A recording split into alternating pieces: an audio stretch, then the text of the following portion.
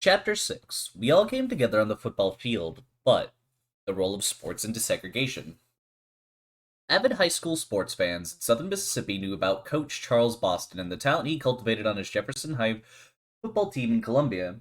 Eddie Payton had played for Coach Boston, and his little brother, Walter, was considered as good, if not better, than his older brother. So when school desegregation occurred in Columbia in January 1970, there was some excitement about Coach Boston, Walter, and several other outstanding football players joining the Columbia football team.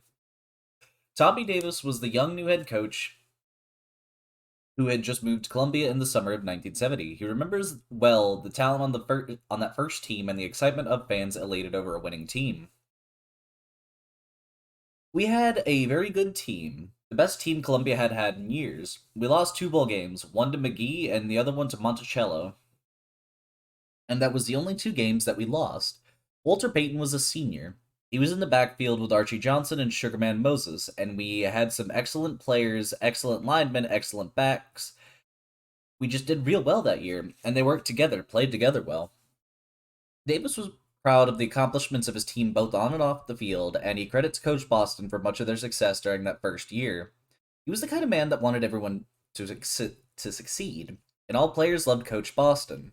What is missing in Davis's account on the role Coach Boston played during the desegregation process is that Coach Boston had applied for the head coach position at Columbia High rather than hire local seasoned black coach with a long track record of winning and producing collegiate athletes. The school system hired Tommy Davis, a young new white coach. Coach Boston was demoted to assistant coach.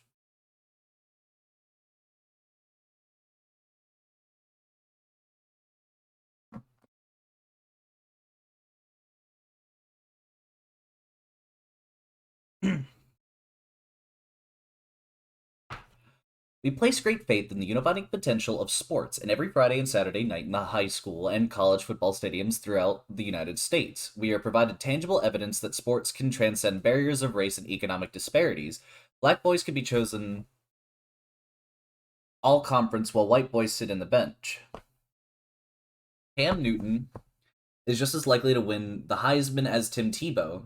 Sport speaks to a human hope that many of those involved in the early years of school desegregation speaks to a human hope that in some ways race and social class really do not matter. It is no surprise, then, that many of those involved in the early years of school desegregation, including Coach Boston and Tommy Davis, loud the role sports played in his historical social transition and locate the football field or the basketball court as the place blacks and whites sitting by each other and cheering together for a common cause worked through the initial tensions of school desegregation. However, as the story about Coach Boston's demotion illustrates, we all came together on the football field is only one side of a very complicated story about the role of sports during desegregation.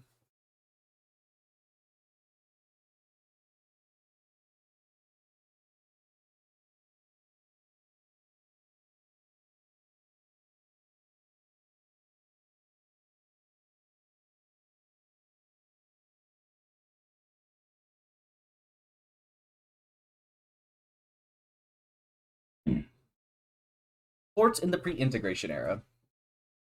In small towns throughout the South in the pre Brown era, it was not unusual for a group of black and white boys to find a vacant lot or grassy field and play a pickup game of football or basketball after school or on weekends. Such was the case in Laurel, as remembered fondly by Coach Charles Brown, Boston. This was a sawmill town, and it was understood, well, I knew I had to stay on my side of the tracks, so to speak. But we played with against white boys, not organized, but on Sundays we'd go over down at the train station. We never had any problems until some busybody would drive by and see us out there and tell the cops, and they'd come break us up. One of his playmates was Bobby Collins, who later became the head football coach at the University of Southern Mississippi. Boston describes the camaraderie between the two.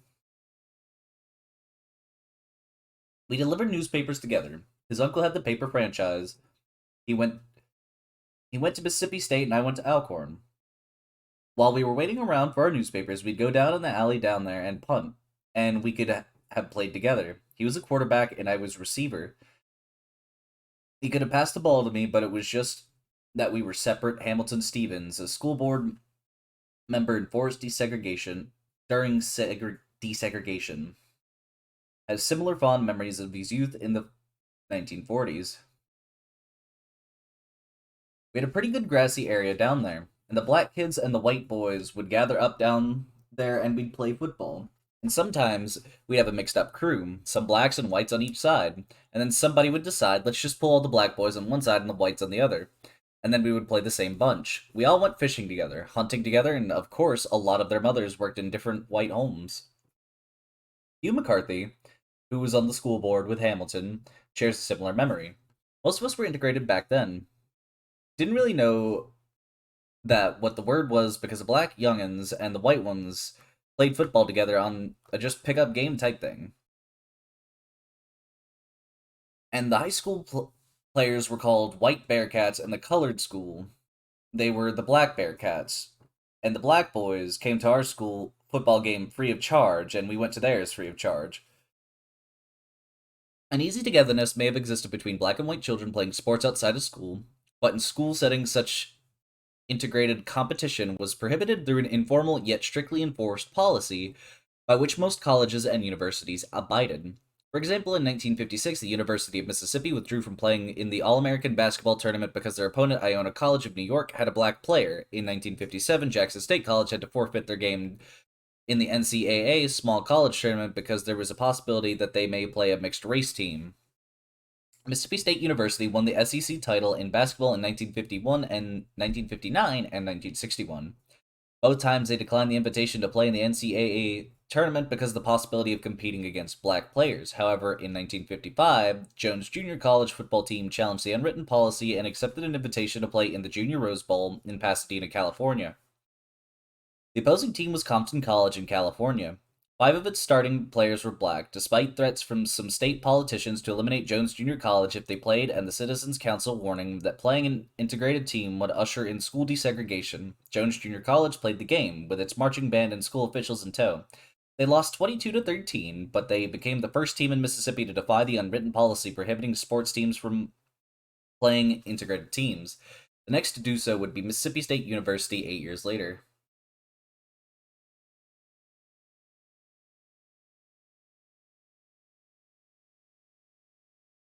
In 1963, 1 year after the infamous riots at the University of Mississippi when James Meredith became the black to enroll there, the Mississippi State University basketball team was relishing yet another Southeastern Conference basketball championship. Tired of his team being denied the opportunity to showcase their talents in a national spotlight, Coach Babe McCarthy appealed to his student and alumni fan base to put pressure on MSU President Dr. D.W. Colvard to allow the team to play in the NCAA conference tournament. The student fans and alumni rallied around Coach McCarthy and the team. They staged a sit-in on the president's lawn, wrote letters and circulated petitions, and contacted state politicians and members of the college board demanding the team be allowed to play. President Colvard finally relented and issued the following statement minutes before MSU was set to play its last game of the season against Ole Miss. As president of Mississippi State University, I have decided that unless hindered by competent authority, I shall send our basketball team to the NCAA competition. Still reeling from the Ole Miss riot, Governor Ross Barnett was unusually quiet. He made one public statement that reaffirmed his commitment to segregation, but acknowledged that under the Mississippi Constitution, he had no power to reverse the decision of the President Colvard or the College Board. In an 8-3 decision, the board voted to allow Mississippi State to play in the tournament. After various forms of subterfuge, including the freshman team as decoys to trick the sheriff charged with serving as injunction to keep the team from flying out of state to the tournament, MSU played in the NCAA tournament against Loyola University Chicago, who had 4 black players. MSU lost, but the coaches, the players, and the fans' response was significant, for it just demonstrated the segregationist hold on Mississippi was waning. Henderson noted, though racial Southerners employed athletics as a weapon for the social and political cause of segregation, the values and ideals of sport, especially the enthusiasm for winners, egalitarianism, and reward for achievement, both justified white support of MSU's basketball team and allowed previously silenced moderates to espouse disapproval of their closed society. In a region obsessed with high school and college sports, perhaps it is no surprise that sports became a vehicle to challenge segregation in athletic competitions, but the significance of sports during the period of school integration was not simply about competing on the field. As we had heard repeatedly throughout our interviews, coming together on the football field created a symbolic space for blacks and whites to forge new interracial identities, discover shared interests and passions, and unify around a common cause. This went a long way in helping ease the transition to desegregated schools. In fact, according to a survey of superintendents involved in the desegregation process, athletics was the one protruding factor contributing to the peaceful transition in Mississippi schools. Friday nights and new identities. Sitting side by side, sharing the same bathrooms, concession stands, and water fountains, Friday Night Football became a visible symbol of changing times, and it offered hope to many that perhaps the school desegregation just might work. Such was the case in the fall of 1970 when, for the first time, black and white fans crowded into the Starkville High Stadium to cheer on the mighty Yellow Jackets. Benton Peters, who was the only black principal of a school in Starkville in 1970, remembers well those Friday nights. The football teams kind of pulled things together and made them gel for Starkville schools. The teams melded, they got together, and the 1970 team coming up that fall were the conference champs as a result of that. They did spring training together. They coalesced during spring training. The football and athletic programs went well. Sports did help. That is a pretty well established fact here. There are some people who believe so strongly that it was the oil on the water, and if that had not happened, we would have had a lot more problems than we had. George Dale, who was principal of Moss Point High in southern Mississippi during the first years of desegregation, notes that when Moss Point High became a powerhouse in the Big 8 conference after school desegregation, both black and white fans rallied around the team, and getting a seat on Friday nights was almost impossible. Dale notes, my analogy in the athletic field did more for desegregation in the Mississippi than anything else, and it probably took the place of the church. Mike Johnson, a white coach in Rosedale and Leland during this time, succinctly summarized the power of sports during school desegregation. Sports saved the school, and I hate to say that,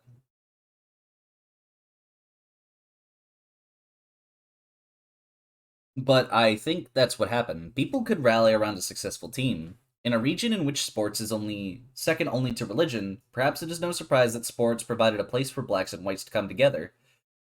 When winning was the primary goal, many white coaches and fans suddenly discovered they could disregard the skin color of a powerful running back or a high scoring point guard. William Lewis, a young high school coach during the early years of desegregation, recounts how the Harrison Central High community rallied around a black athlete, Larry Hawthorne, whose nickname was Sugar Bear.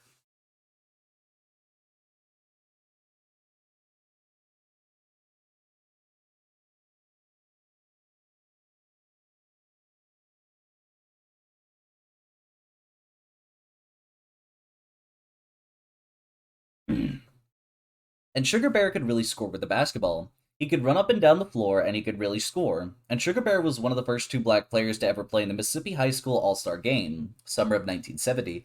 And Larry was a great player. Obviously, they were trying to key on him.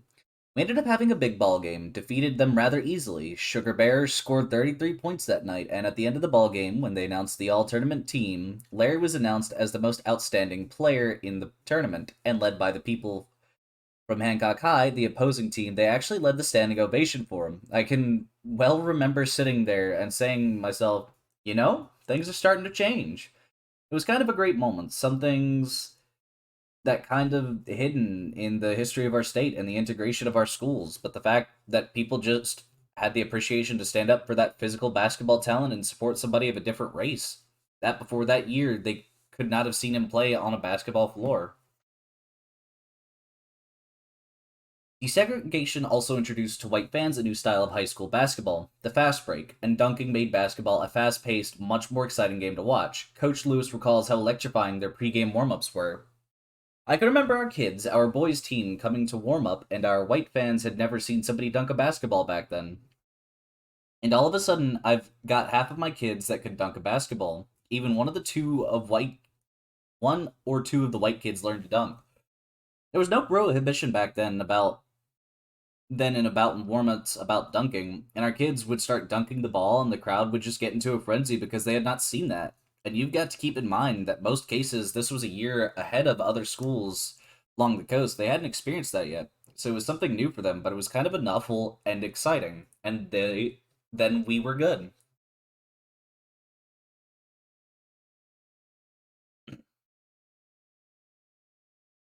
Dalton McAlpin, a second-year teacher in Jackson at Hill High School, recalls the packed gymnasium in his previously all-black school. Jim Hill was a football powerhouse in those days as well as basketball, and so we all went to the football games and the basketball games. That's where I learned the term fast break basketball was because those boys played faster than any basketball players I had ever seen, just storming up and down the court. Thomas James Evans, one of the first black students to attend Madison Ridgeland High during FOC, remembers well the 1971 basketball season when black players joined the Madison Ridgeland team. I don't know what was more entertaining, the fast-paced shootout-style play or the look on the faces of the white people in the stands. The whites had never seen basketball like that before, nor had they witnessed fan support like that. As black and white players played together, white and black coaches coached together, and black and white fans cheered together for the same team. The football field and the basketball court provided a space for the partial dismantling of historical racial boundaries. The hope of many that was that this camaraderie would transfer off the field and into the classrooms. Practicing integration. The box office hit Remember the Titans is based on the true story of what happened the first year of court-enforced desegregation in Alexandria, Virginia. As the town prepares for school integration, everyone is anxious. No one knows what the upcoming school year will bring. The black and white football players are forced together 2 weeks earlier than everyone else as they hit, tackle, and punch their way through a 2-week grueling summer training camp. They return to school and become the unifying symbol for the rest of the community. In a true climactic and made for Hollywood ending, they have a perfect season and win the state championship.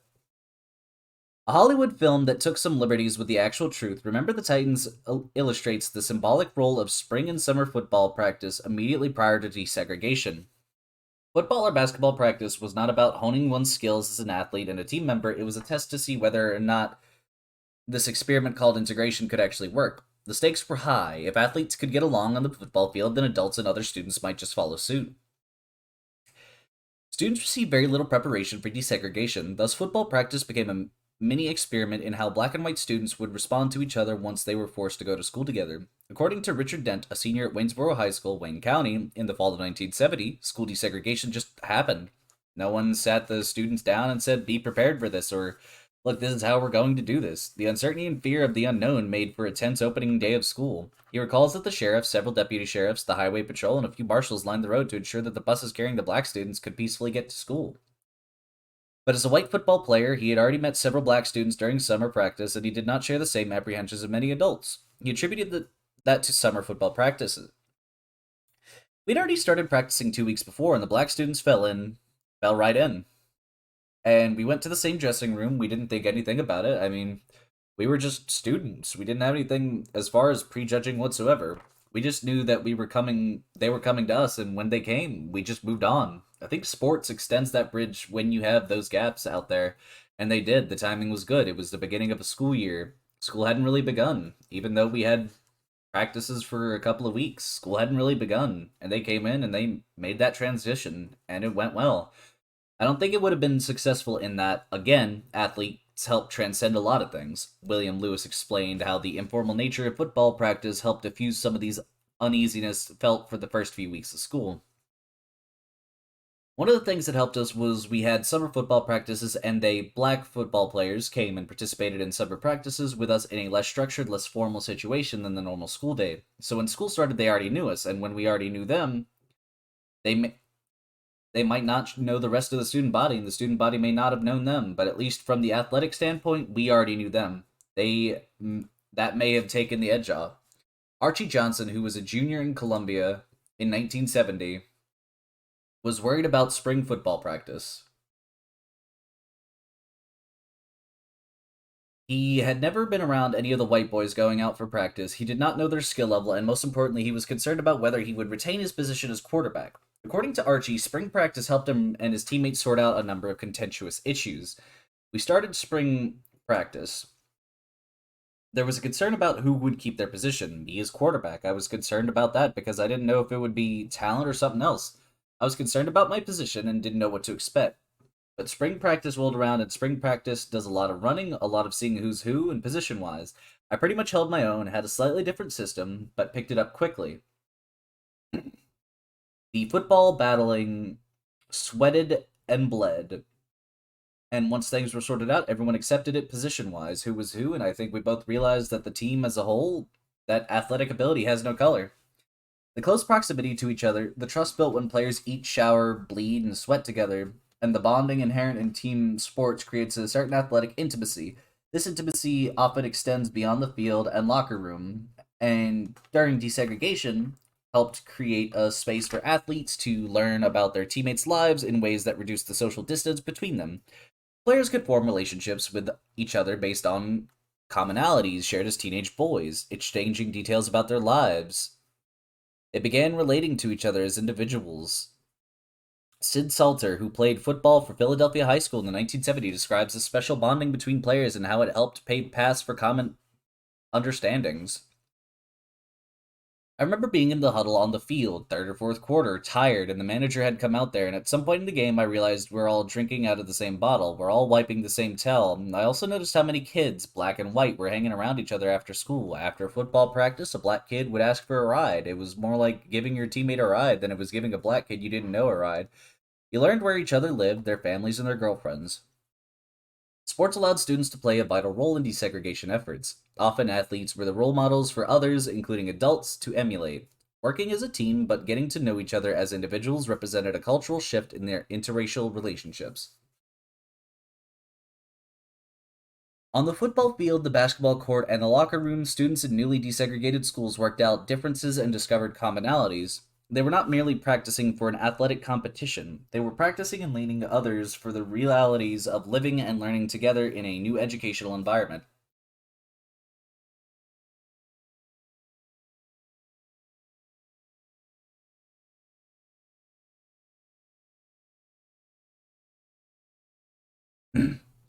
Coaches as enforcers, mediators, and peacekeepers. The role of white coaches in the South during desegregation sometimes takes on a mythic quality, as illustrated in the off-sided story of how one of the South's most revered college football coaches, Coach Bear Bryant of the University of Alabama, helped ease that university into desegregation 7 years after Governor George Wallace's infamous stand at the schoolhouse door where he tried to prohibit James Hood and Vivian Malone from enrolling there. The story goes that in 1970, when the all-white University of Alabama football team suffered a resounding loss 42-12 in their opening game to an integrated Southern Cal team, Coach Bryant walked to the Southern Cal locker room after the game and asked black running back Sam, the Bam, Cunningham, to come with him to the Tide's locker room. It is there that Bryant supposedly told his player, pointing to Cunningham, "This is what a football player looks like." One of Bryant's assistant coaches reportedly said of this incident, Sam Cunningham did more for integration in the South in 60 minutes than Martin Luther King had done in 20 years. According to popular legend, this single event ushered in the integration of the University of Alabama's football team the next year with the full support of administrators, students, alumni, and fans. Interestingly, there is no written documentation that this locker room incident ever took place. However, the persistence of this story in the football folklore 45 years later speaks to the revered status of coaches in Southern communities and their potential to bring out social change.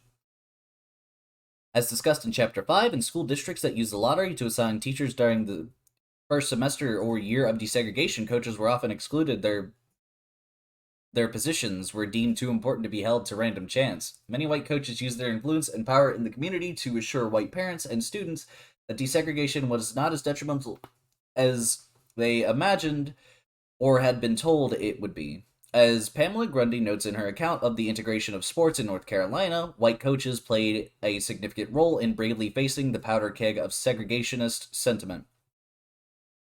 During the tumultuous events of school desegregation, coaches were often called upon to be the disciplinarians whose very presence was meant to convey peace and order. At Riverside High School in the Delta, no one was prepared for school desegregation. It was complete pandemonium, recalled Gray and Alice Spencer, teachers at Riverside during this time. It was the coaches, both black and white, who walked around and tried to keep some semblance of calm and order. Coach Owen Mackinson was one of the coaches at Riverside. He describes how they spent January 1970 patrolling the school hallways. It was helter-skelter, and it was really the coaches. We didn't even do any teaching. We just ran, walked the halls with paddles, and tried to keep order. Oh no, it was not organized. We did not have fights and stabbings and all that. It was just uncertainty, and we as of course coaches have always been respected, and that was our job. We just walked the halls and tried to keep peace and quiet, and especially when the bells would change. In January 1970, Billy Brown was the only white coach left in the Kemper County Public Schools. Ordinarily, it would have been the middle of basketball season, but all games have been suspended via an edict from the Kemper County School Board. It was a strategy, according to Coach Brown, to convince the few remaining white students to leave public schools. Numerous white athletes transferred to nearby school districts to play sports. Transferring rules suddenly disappeared, and Coach Brown watched several of his white players from the semester before playing in nearby Noxubee and Lauderdale counties when schools reopened in January. Despite the exodus of many of his white players, Coach Brown had decided that he was not leaving the Kemper County Public Schools, and he held spring practice, not knowing whether or not he would be allowed to field a team in the fall. In those first few weeks of January 1970, a group of white men congregated every afternoon at a gas station near DeKalb High School. Their presence was meant to intimidate blacks and the few whites left in the public school. Coach Billy Brown, who was born and reared in Kemper County, described his confrontation with these men. On the first day of school, a few whites came, and there were some men out there, 6 or 7 of them. When school was out, they would cross the street like they were taking someone's name. So I don't know whether or not they thought they were the KKK or whatever, but that night I called them up. I knew most of them, and I knew it was a bad joker or two, but anyway, I called one of those bad jokers up, and I told him. Talked him to him plain, and they knew I grew up here. And I said, "You're not scaring anyone. If you want to cluck, by God, I'll put you to clucking." Back in those days, most everybody kept shotguns or rifles. I had an old 22 I kept in my truck. In 1969, 2 black students, Lindy and Leon Johnson, enrolled at DeKalb High School under FOC. Coach Brown assumed the responsibility of ensuring that Lindy and Leon were not mistreated, at least under his watch. He recalled Lindy's first day in his history class. Lindy Lou sat down up at the front. I guess she was probably scared to death. She's sitting in front of my desk, and these 2 prim little girls jump up and ran back. I made them come up there, and I sat one of them on one side of her and the other on the other side. I wouldn't let them pick at her or nothing else. A few weeks later, while walking the halls, he noticed several white boys had Leon penned next to the lockers. They were really harassing the student. I mean, I ate them damn alive. I told them if I ever see this again, and I'm not always going to be around all the time, but if I do, I mean, I ate them alive. I put a stop to that because they knew I'd eat them alive. During segregation, coaches were called upon to enforce order and contain chaos, but their role in many schools extended beyond simply being the disciplinarian. They were often the bridge between blacks and whites, intervening when necessary, stepping back when restraint was needed, and diverting pent-up energy by a command of "give me 5 laps," such was the case of Coach Harry Breland. Coach Breland was the coach at John Jefferson High, a segregated black school in Purvis. John Jefferson High was an athletic powerhouse in the Black Conference, and like Coach Charles Boston, Breland had a reputation for grooming excellent college athletes. One of his players, Willie Heidelberg, was the first black to play at the University of Southern Mississippi. When desegregation occurred in fall 1970, John Jefferson closed and the black students dispersed across several schools. Coach Breland described the sentiment of his colleagues and him during this period of uncertainty. You didn't know what to expect. You knew how you taught kids in the black schools, for you had been teaching for 4, 5, 6, 7, 8 years, and that was expected there, but you were willing to try it because that was the state that I was in, and most of the people were in. And they said, we'll go in and give it all we got and see what happens. Breland was sent to Oak Grove, where there were 32 black students in the entire school from grades 1 through 12. He was the only black teacher. Breland described his first year as lonely, very lonely. I guess you could say I felt kind of like Lone Ranger without Tonto, because even though I can't recall anything bad for me, it was just different being the only black there. Breland knew that desegregation typically meant for black coaches, and he did not expect to be asked to coach. He explained, "Nobody told me that, but I just felt like they were going to use that for a year or two, kind of get integration started within the school." 6 weeks into the semester, he was asked to coach basketball, so he became the assistant coach. He attributed this move to coaching as helping him feel more connected to the school and the students. Oak Grove was not known for its athletics, and the baseball team had not been competitive for years, so Breland was surprised when a group of white students asked him during that first year to coach the baseball team. I guess I would say the thing they saw in me was I wanted to win and I was willing to work and put in the time. So the kids, along with the principal, decided that I would be the baseball coach. So when they asked me, I said, I've never coached baseball, and I told them most of the black schools down on this end don't have baseball with the exception of the Big 8 teams.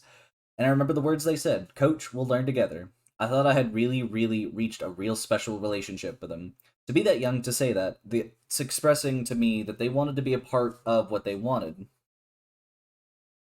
Coach Breland agreed to be the baseball coach. In 1976, Oak Grove won their first state baseball championship. We won it all. It was huge for our school. It brought our students together, because we didn't have problems that much with integration. We had problems with the new and the old line. Oak Grove went on to win 8 more state titles under Breland's leadership. It was an anomaly for sure. A black coaching a white sport comprised predominantly of white students. Coach Breland knew he had made progress toward the building the kinds of relationships he enjoyed with his athletes at John Jefferson High when the Oak Grove students started referring to him as Coach, Breland explains. I saw a lot of good things happen with relationship building during that time. I received a lot of respect from his parents, and I give a lot of credit to the kids. I know the kids were going back and telling their parents how hard we worked, how sincere I was, and how much they enjoyed playing for me. I would be standing in the hall getting ready for class, and they'd call me Coach. And prior to that time, they would call me Mr. Breland. Then they made the other kids call me Coach. I guess I need to explain it this way, and I don't want you to think this is special, but some kids look at that a little different when they can call you Coach. It was a tremendous help to me in the classroom because they would relate things to how I made them work. Black coaches served a particularly important role for black students transferred, sometimes in the middle of the year, to formerly all white schools where they were often considered the outsiders and expected to assimilate into the already established culture of their school. For these students, black coaches became their guiding light, their cheerleader, and a voice of reason. Coach Boston stayed at Columbia High School despite being demoted to assistant coach because he wanted to be there for his black players and students during this time of change and uncertainty. Boston explains, I just decided to stay. I felt like I could help. I helped them by me being there. When Coach Boston did not get the job of head coach, some of the former Jefferson High players talked about staging a walkout to protest the hiring decision. Archie Johnson, one of Boston's players, explained how they looked to Coach Boston in dealing with the insults and lack of respect paid to black students and teachers when forced to give up their leadership roles, their traditions, and their history in the new school. We had some problem in terms of who the head coach would be. Coach Boston was the only coach we ever had, but at some point, we accepted the decision and were not surprised by it. And I think looking back, Coach Boston made it easy for us in terms of looking at compromise. The next year, we were looking at who would be assigned what numbers. At Jefferson, I was number 10. When we got into Columbia High, we discovered that the number had been retired from a former player. I had an issue with that. I said, aren't we starting all over again? From the beginning? Anyway, we compromised, so it's retired. We accepted that. It's a compromise. Our colors with Jefferson were green and gold, and Columbia was blue and gold. Again, we said, we got some gold in that deal. And again, we looked for ways to compromise, and finding that room for compromise, Coach Boston was kind of like that too. He would encourage us, we're getting something, and look at the good side of it. Seeing inequalities through the prism of sports. In the segregated world of the South, whites could ignore, choose to be ignorant of, or dismiss the racism, prejudice, and discrimination faced by blacks every day. Likewise, blacks could try to shelter their children with differing levels of success from overt discrimination and racism by keeping them closely guarded in the segregated spaces of church, home, and school. When Archie Johnson played football at the all-black Jefferson High School, they never ate meals on the road. Finding a restaurant that would become a busload of black boys traveling to an away football game was not only difficult but potentially dangerous in Mississippi during the 1960s. Johnson explains what they did instead. When we were at the black school, the tradition was the hosting school would provide the pregame meal and the postgame meal, and that was a tradition that I always loved. Altogether, we would mix and mingle and chit-chat before we went to battle. We just drove straight to there and back. I don't ever remember stopping. This was not the custom for white players who freely traveled on buses to away games, stopping for a meal at any number of restaurants or cafes along the way. But playing sports together on an integrated team forced many white students and coaches to witness the blatant racism and discrimination that heretofore they could ignore. As the team traveled on buses to away games, white coaches and players witnessed their black athletes not being served at restaurants or being denied bathrooms or entrance to certain venues. At games, they heard white fans from the opposing team sling racial slurs at their black players. Sometimes white players stood up for their black teammates, sometimes they responded with silence. Coaches and administrators, in coordinating the logistical details in arranging sports competitions, were suddenly forced to deal with the implications of racism on the lives of their black players. In January 1970, John Allen Flint was the principal and head football coach in New Hebron. It was the middle of basketball season, and 2 black boys had joined the team. New Hebron was scheduled for an away game the very first week of desegregation. Flint explains what happened on that first bus trip as an integrated team. We had a basketball game one week, and we had 2 black boys playing. It was an away game. One of the boys did not come, and the other boy rode the bus by himself. And I know he was nervous, and then they stopped to eat on the way back to get a hamburger. He stayed on the bus and told them that he wasn't hungry. One of the white parents got a hamburger and carried it out to him. Later in the season, the basketball team played in Florence. Once again, they stopped at a restaurant to eat a pregame meal. This time, the black players did go inside. Flint describes the scene that occurred. We were playing in a South Mississippi basketball tournament in Florence, so I told the coach to run by and get them a sandwich or hamburger. We went to a place in Florence and we lined up and we went through the line to place your order. About halfway through the line, a guy came up and they said, "We don't serve blacks." About half the team had already eaten, so we got the other boys to order so the black boys would have something to eat.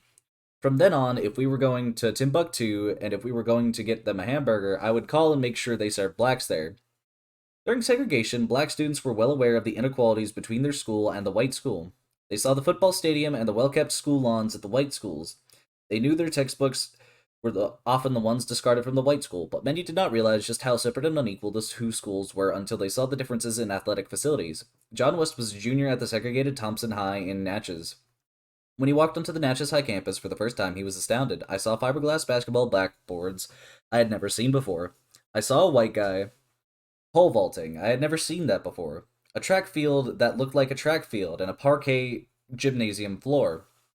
Waffling a bit about whether to transfer to Natchez High under FOC, his decision was sealed when he saw the athletic facilities at the white school. His senior year, he joined Natchez High basketball team. He was the sole black player.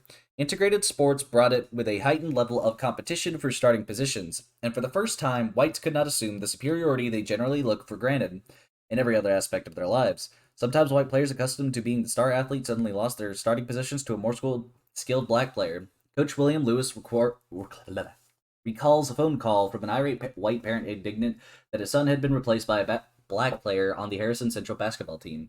And so I went back there, took the call, and some very harsh language. All I had to say was hello, and I got an earful pretty quickly, and it was all about why had I taken his son out and replaced him with this black player, and he was using some pretty strong language. And we finally just decided to disagree on the way that the team was to be handled, but the young man, the white player, performed a lot better the rest of the season. But competition in sports on integrated teams also provided tangible evidence to black students, a message to their parents, teachers, and principals had been preaching for years.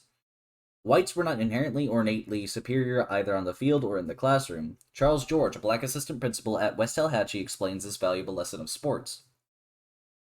Integration made the blacks realize that the whites were no better off than they were, intelligence and everything else. You see, the blacks, thought for the most part that the whites were better than blacks. But when they came together in the classroom or in an athletic competition, they saw that some whites were good, some blacks were good, you see, and some weren't, some blacks weren't, and some whites weren't. So in other words, they got to know each other as a participant, what he and couldn't do. They all came together on the football field is a story with a happy ending. It is an appealing story, and we can all find individual and specific examples of how sports provided an impetus for positive attitudinal changes. It is a progressive story of well-informed, rational people working through differences toward a common goal and in doing so creating positive social change. But as in most stories there's always another side. We all came together on the football field, but no black coaches need apply. Today, Coach Charles Boston is an icon in Columbia, Mississippi. He is a vibrant, wiry 83-year-old who seldom misses a football practice and attends just about every sports event held at Columbia High. The newly built athletic field house is named in his honor. Coach Boston began his coaching career at Bass Field in a small all-black school about 18 miles from Columbia. He still gets excited when talking about the time his little team in Bass Field beat Jefferson High. We were working all the week leading up to the game, and I kept pumping them. We can do it. And the day of the game, Jefferson came up and they got off the bus, and normally you see a football team and they jog on the field. These guys were so cocky they walked. They'd been scoring 70 points. They just walked out. And I told my guys, look, they're disrespectful. They don't even count you. So we kicked off. Anyway, the game is going along, and they scored first, missed the extra point, leading us 6-0. Somehow we battled around. I had seen them play a couple of times, and I noticed that they played man defense, so I decided to play. I called it the banana. I had two ends come in and then go and pull it out. And I had a little boy that weighed 124 pounds, a halfback. I sent him in the middle, and he button hooked right in the middle there. Little old guy. We were on our 35, and boy, when he caught it, he decided he wanted to score. Our quarterback got downfield, and he threw a block. He missed the guy, but the guy had to adjust to it. This little guy shot past him and touchdown. We kicked the extra point. We're leading 7-6 in the second half. It's tight, and I had a little kid, and most of my kids were small, but this little boy was playing in the line. Little short guy. He was short, but all his weight was here. He was real chesty. He caught Jefferson's quarterback in his own end zone for a safety, so we beat them 9-6. In 1963, Coach Boston took a job at Jefferson High School, where he was the head coach, the one and only coach, the athletic director, and the assistant principal. He knew how to win ball games, and his players were highly recruited by Mississippi Valley State, Alcorn State, and Jackson State. When Columbia desegregated their schools in the spring of 1970, Coach Boston and his Jefferson High students transferred to Columbia High, where there was a vacancy in the head coaching position. He applied for the position fairly confident that with his track record and reputation, he would have a good chance of being hired. He was not selected head coach at Columbia High. This was a pattern repeated throughout the South. Black coaches at the segregated black schools, regardless of their knowledge, skills, and rapport with their players, were not hired in chief positions of leadership in integrated schools. At his new school as an assistant coach and the only black coach, Boston was involved in the football program. A seasoned coach accustomed to calling all the shots, Coach Boston had to adjust to being a secondary position where he was not allowed to call plays. It was a change for his players as well. He was their coach. He was Coach Boston, the head man. Finally, one day, the head coach turned to Coach Boston and asked him about a play. According to Boston, it was a turning point in their relationship. One day, this coach was the head coach. He and I worked through it together. I'll give him credit, he would ask me things and he'd let me have input, but he'd never ask me about any plays. So finally one day we were sitting up in a meeting and he asked me, did I have any plays that I like? I said, yeah, there's a lot of them that I like. It kind of struck me as odd that I would always have to demonstrate my plays. So I had to go to the board and struck him and show him what I was going to do. So I'd run that play, run it, and the next time I'd fake it to this guy and give it to this one. And Walter Payton and Sugar Band loved that play. When I walked out in practice, he said, well, I want you to put it in today. Guess he thought it would work. So I went out, and when I demonstrated it, their eyes lit up. They were glad to see the play. So we put it in. So after that one worked well, he asked me about some more. Coach Boston became much more involved in play calling, much to his delight and that of his players. Eventually, Coach Boston was even able to convince the head coach to run a reverse, a play the head coach disdained. But I thought that was the idea of the T formation, to trick you. Start one way and come back, hide the ball, or whatever the case is. But anyway, we had a big tight end, a black kid that loved to run that. So we put that in, worked well, everything I did just turned to gold for me. Guess the Lord blessed me with it. After the first year, Coach Davis resigned from the head coaching position to take a job at a community college. Once again, Coach Boston applied for the position, but this time he had a master's in hand, since that was the reason for why he was not selected to head coach the year before. Once again, he was not selected. Superintendents offered a number of reasons why black coaches were demoted during the first years of school desegregation. They were not equipped to deal with the administrative side of coaching. They did not want head coaching positions in newly desegregated schools. They lacked the proper academic credentials. They lacked training in coaching pedagogy. But Coach Boston offers a more pointed reason for why he was not chosen despite earning an advanced degree and years of successful coaching. It had to be my race. What else could it be? Coach Boston resigned from his coaching position after being passed over for the head coaching position a second time. He went on to have a productive career as an assistant principal at Columbia High, but even today, one can detect in his voice the disappointment and sense of loss over not being able to do what he loved the most, coaching. I sometimes wish that things had been different. It might have not have worked out, but I would have liked to have the chance to see what I could do. You know what I mean? In Greenville, Superintendent W.B. Thompson in 1970, much to the ire of his black patrons and some white constituents, appointed William Morgan, who was white, to be the head football coach at Greenville High School.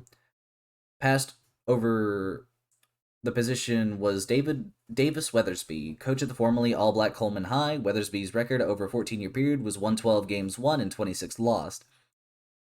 Morgan's record from the last 2 years he coached was 7 games won and 12 games lost. Weathersby was demoted to line coach and the head coach of track, although he was offered a salary increase in line with the other coaches' salaries.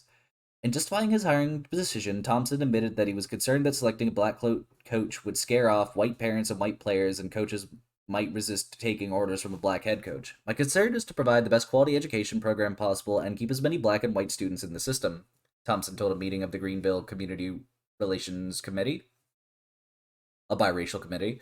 One of the white supporters of Weathersby told the crowd that choosing Morgan over Weathersby would be similar to merging Ole Miss and Mississippi State and choosing MSU coach Wade Walker over Ole Miss's nationally recognized head coach Johnny Vaught.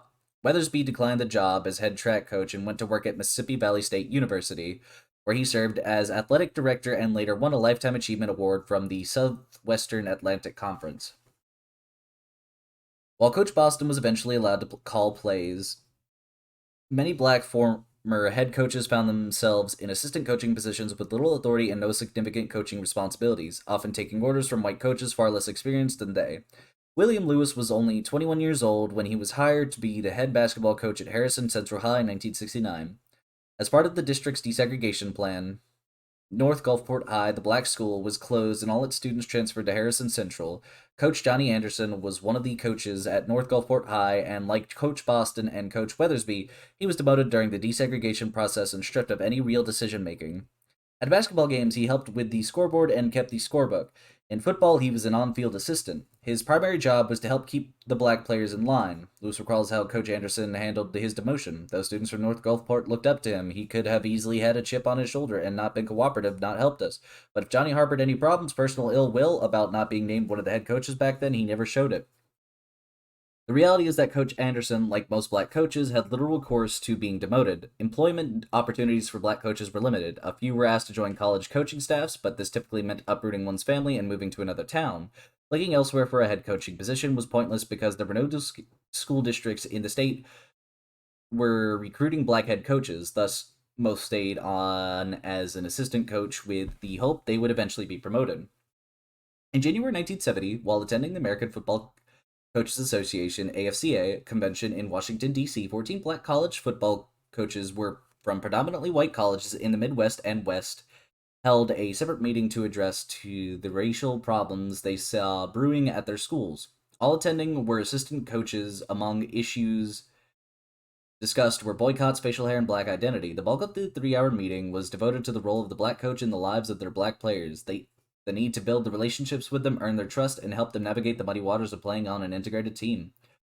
Black coaches are hired as a buffer and a coach, in that order they iterated. While no high school coaches attended and none of the coaches represented there were from the South, the group expressed the sentiments of many black assistant high schools coaches who lost their jobs at head coaches but remained for one primary reason: they're black athletes. No mixing off the field, the black athlete paradox. Like many whites in Mississippi, Beverly Moon grew up poor. When schools were desegregated in her hometown of Jackson, she could not afford to go to any of the new council schools or private academies that most of her white friends attended. So she was one of about 40 white students attending Blackburn Junior High, the public school to which she was assigned. Cheerleaders at her school were chosen based on their grades. Because she was a straight A student, Beverly was selected cheerleader, the only white cheerleader on the squad. Her father was supportive of her being a cheerleader, but much to her own disappointment, he would not allow her to ride the bus to any out of town games. Beverly explains why.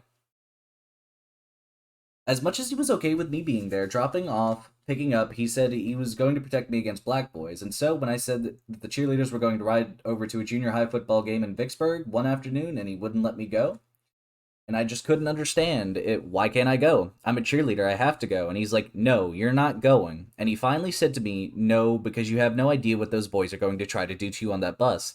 And I won't let you be on the bus with them. I'm not going to let you. And he was determined. I always tried to appeal to my stepmother, and she said, no, there's no way we're going to let you on a bus with a bunch of black boys. Beverly's accounts of her family's reaction to riding on a bus with black football players reveals the insidious side of the sentimentalized story about sports as the great healer of racism. The adoration lauded upon black players for their athletic talents and contributions to winning games did little to challenge or change long-standing or pervasive racial stereotypes, power relations, and racial dynamics off the field.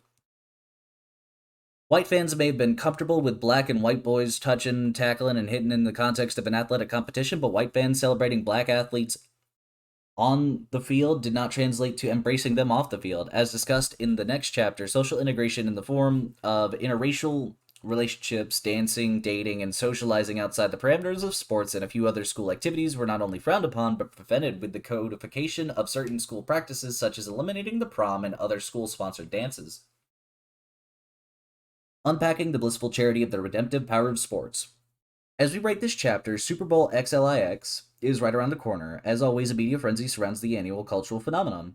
We are inundated with cooking tips for the big day, teasers about the upcoming ads, titillating stories about the seamy side of football. This year it is the Patriots' deflated ball debacle, and human interest stories illuminating the positive cultural role football plays in the United States.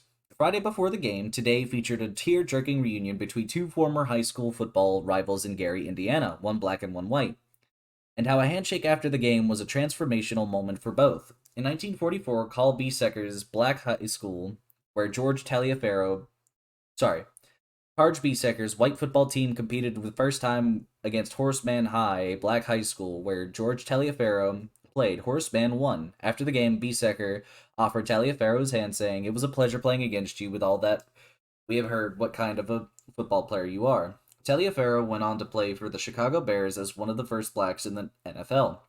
The two did not see each other for 60 years until Carl's daughter arranged for the reunion. Taliaferro speaks on of that handshake and conversation as a life-changing moment for him. "That is the moment that I became a human being with worth and dignity, and because he showed me in one single gesture by a shake of hands, that you are all right with me. And I took the symbol of friendship and ran with it. And everything that I've attempted in my life, every opportunity that I've ever had, stems back to him and a handshake." This is a touching story that reaffirms a powerful narrative in our country's storied racial past.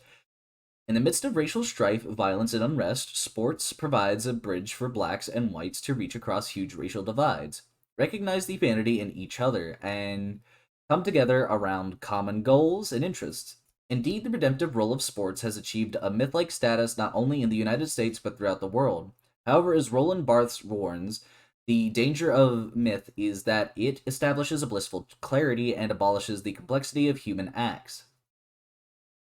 Unquestionably, initial attempts at desegregation were made smoother in many schools because of the intense male bonding of black and white boys who came together on the football field for a common goal of beating their opponents and making their school proud. In many cases, sports provided a mechanism for an integrated group of spectators to sit together, cheer together, and share their love of the game. However, juxtaposed against this positive reading of sports as the great unifier is an equally true story of loss, disappointment, the perpetuation of racism, and the failure of sports to be the panacea some had hoped. Coming together on the football field did not suddenly transform the historical relations between blacks and whites or eradicate institutional and structural racism.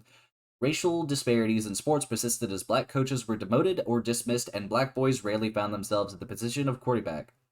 Many white athletes fled the public schools for private academies to ensure they would have the playing time, and the celebration of black male athletes on the field seldom translated to a warm welcome off the field. And that is the end of Chapter 6 of Just Trying to Have School.